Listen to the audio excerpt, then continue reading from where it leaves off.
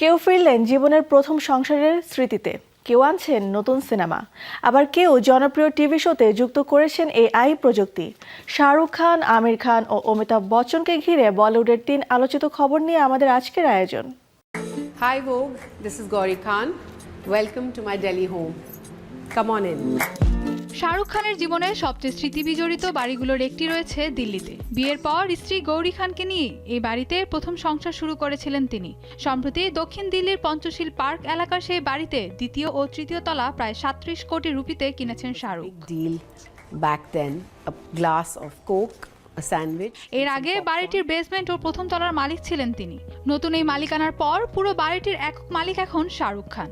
গৌরী খানও এক সাক্ষাৎকারে বলেছিলেন, এই বাড়ির সঙ্গে তাদের পরিবারের অসংখ্য স্মৃতি জড়িয়ে আছে। তাই এই বাড়িটি শুধু একটি সম্পত্তি নয়, বরং শাহরুখ গৌরীর জীবনের একটি বিশেষ স্মৃতির অংশ।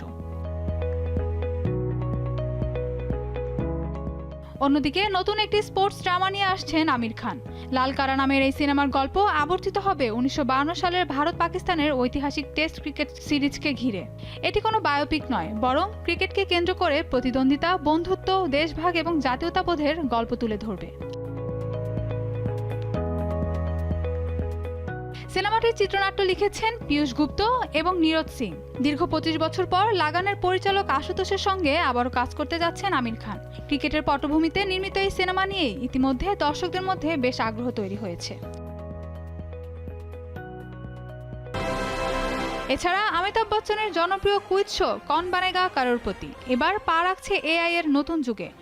নতুন মৌসুমে গুগল জেমিনি যুক্ত হওয়ায় প্রতিযোগীরা নিবন্ধন থেকে শুরু করে কুইজের প্রস্তুতি পর্যন্ত কৃত্রিম বুদ্ধিমত্তা সহায়তা পাবেন। অমিতাভের সঞ্চালনায় কেবিসির এই নতুন উদ্যোগে থাকবে ইন্টারঅ্যাক্টিভ সাধারণ জ্ঞান চর্চারও সুযোগ। সনি এন্টারটেইনমেন্ট, টেলিভিশন ও সনি লিভে ধাপে ধাপে চালু হবে এই সুবিধা। আয়োজকদের আশা, প্রযুক্তির এই সংযোজন কেবিসিকে আরও আধুনিক ও দর্শক বান্ধব করে তুলবে। Mahbuba Mustarin, showbiz tonight.